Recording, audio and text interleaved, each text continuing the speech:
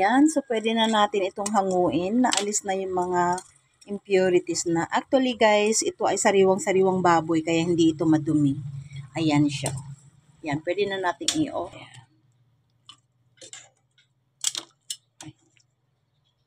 Guys, nailagay ko na sa kawali and so, lagyan na natin ng yan.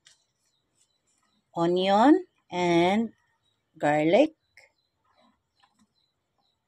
Ayan. And lagyan natin ng laurel. At lagyan din natin ng sili.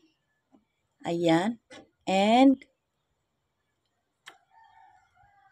ayan. Pork cubes. Ayan. And then lagyan natin siya ng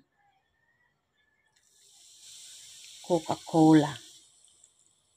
Ayan.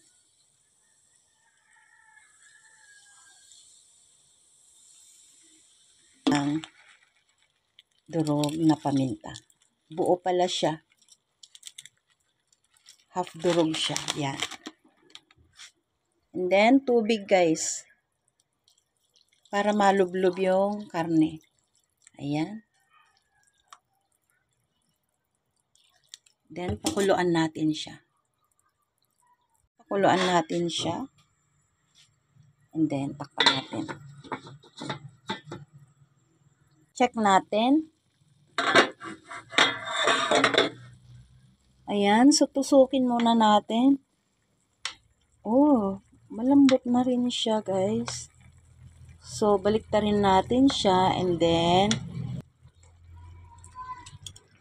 wow.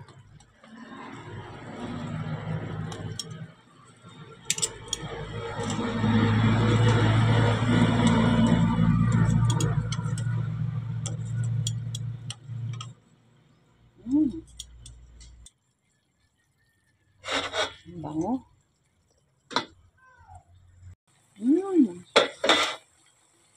Ayan, so tusukin natin. Ayan, malambot na siya. And then, ayan. Alam nyo guys, itong ayan guys, pwede na nating hanguin. Ayan.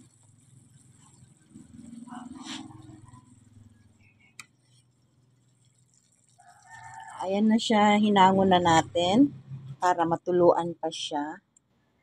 Ng ating sauce, ayan. Inalis ko lang yung mga ricados niya guys at nilagyan ko siya ng konting konting toyo, konting sugar at inadjust ko rin yung kanyang ketchup. Ayan. Ayan, so ilagay na natin. Ayan. Wow.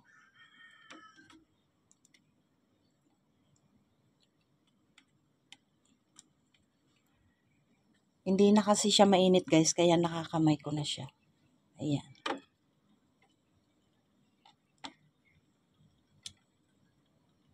Ayan. Ayan na siya guys. Eh.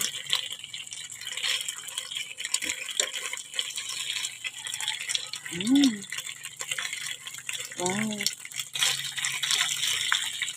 Oh.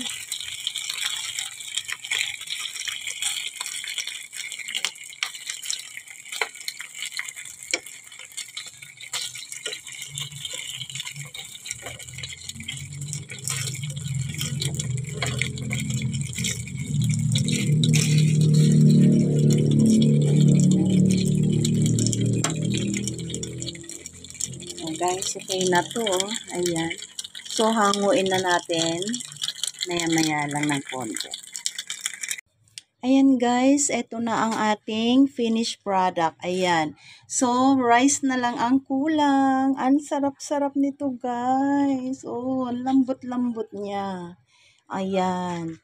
So, kahit may taba-taba siya, paminsan-minsan lang guys, huwag ninyong gawin na palagi ang pagkain ng taba na ganito. Ito ay belly guys, belly.